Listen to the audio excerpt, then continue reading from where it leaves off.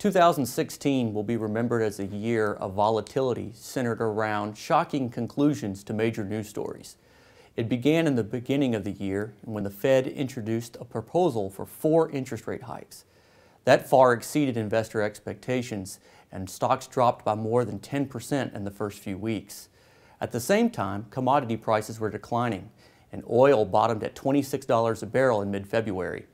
The Fed backtracked their statement and only raised interest rates one time in 2016, and that led to a market recovery. But volatility came back in vogue mid-year when voters in the UK decided to leave the European Union.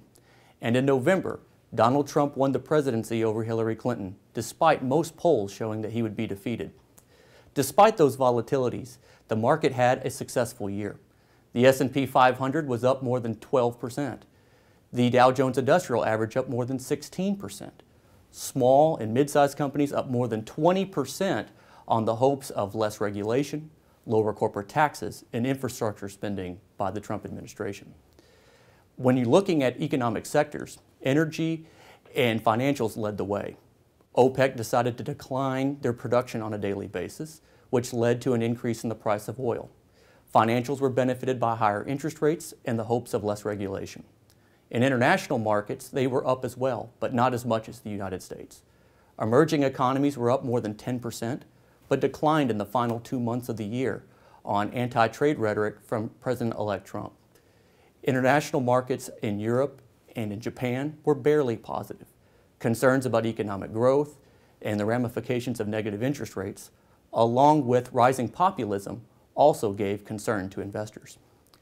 As we enter 2017, the markets are near all-time highs, the dollar is at a 14-year high, and valuations are above historical averages. When we look at the markets at the current time, it seems as if they are data dependent on the economic proposals by President-elect Trump. As we all know, politics is a messy business, so the potential for increased volatility is present. We believe that Mr. Trump's economic policies are positive for the economy and for corporate earnings, so any meaningful pullback in stocks we believe should be bought.